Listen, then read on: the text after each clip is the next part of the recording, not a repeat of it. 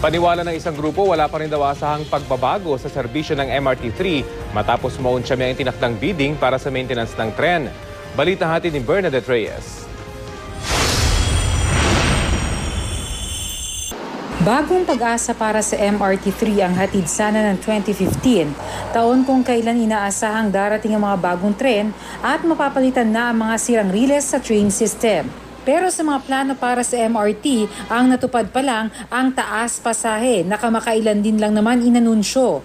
At ang pag-maintain sa MRT-3 na lubhang kailangan dahil sa mga nagdaang aberya na lalagay pang lalo sa alanganin.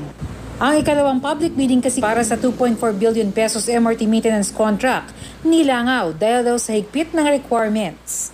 Masyadong mahigpit yung key performance indices kasi yung how many number of trains ang dapat available at pwedeng patakbuhin sa peak hour, ilan din ang kapag off-peak hour, magkano rin yung penalties. Kaya kahit Setyembre papaso ang kontrata ng kumpanyang Global APT, buwang-buwang ine-extend ang kontrata nito para mag-maintain sa MRT. Sa ngayon, pwede raw gawin ng DOTC ang ikatlong bidding pero baka tumagal pa raw ito. Pwede rin daw negotiated bidding o direktang pagkausap sa mga interesadong supplier o kaya emergency bidding. Mas mabilis ito dahil isang kumpanya na lang ang kakausapin.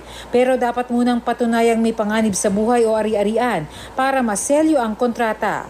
Once we go emergency, yan na naman. Baka naman katulad yan ng dati. Baka naman fundraising na naman yan ng LP. So, you get all these nasty remarks. Pero sa akin, malinaw, the safety of the passengers is primordial. If they say emergency procurement is the right mode because time is of the essence and in order to render better service and ensure safety, and I'll go that way. Para sa grupong Riles, indikasyon ng nilangaw na bidding na walang pagbabago sa serbisyo. Oras ang kalaban ng DOTC para pagbutihin ang serbisyo ng MRT, lalo't sa huli, mga pasahero ang laging naaabala.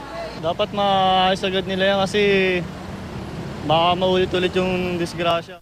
Napaka-inconvenient, lalo na kung pumapasok ka araw-araw. Bernadette Reyes, GMA News.